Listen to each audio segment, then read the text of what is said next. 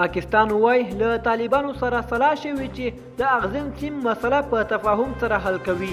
سلام ستړي مشي، وخت مو په خیر. په AFG پلس چینل کې درته ښه راغلاست وایم. AFG پلس چینل تل ستاسو په چوپړ کې، نو همدا اوس درسره چینل سبسکرایب کړئ.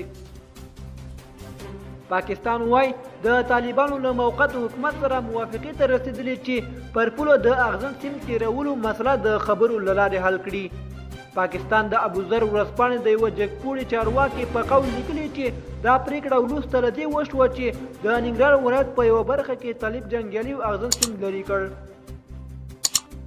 دغه پاکستاني چارواکي ویلي چې ورځپاڼې نوم نه دی څرګند کړی. وویل د طالبانو د استخباراتو یو سیمه ییز مشر هڅه وکړه چې اغزن سیم لرې کړي، خو هغه دا کار د خپل مشرتابه له تایید پرته کړی. د ورځپاڼې د راپور پر اساس له پیښې سمدستي وروسته د پاکستان او طالبانو په لوړه کچه تماس ونیو او موافقه یې وکړه چې دا مسله د خبرو له لارې هواره کړي.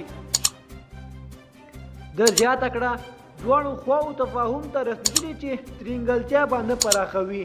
د ننګرهار د ګوشتي ولسوالۍ اوسیدونکي وایي چې د پاکستاني پوځیان دې ولسوالۍ ته څو کیلومتره دننه ورغلي او له ډیورند کرښې دې خوا یې اغزن سیم تېر کړی دی. د پاکستاني چارواکو ابوذر ورځپاڼې ته په ضمني ډول منلې چې سیم څه ناڅه وروسته وړاندې شوی، خو دواړو خواو منلې چې په خبرو او دوه اړخیزو تفاهم به یې حل کړي. دا هم ویلي چې افغان لوري ته یې ویلي چې پاکستان به وروسته له دې اغزن سیم نصب کړي چې د دواړو خواو ترمنځ د سیم د تېرولو پر ځای همغږي وشي. ورځپاڼه ادعا کوي چې د پیښې وروسته د طالبانو دفاع وزیر مولا یعقوب چې د طالبانو د موسی مولا عمر زوی هم دی سیمې ته ولاړ او د طالب قوماندانانو ته یې لارښوونه وکړه چې بیا داسې ونه کړي.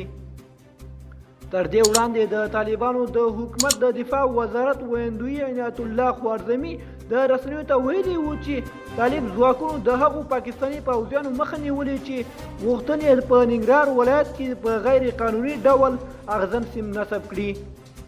دوستانو زموږ خبر تر همدې ځایه و، تر بیا ښه وخت.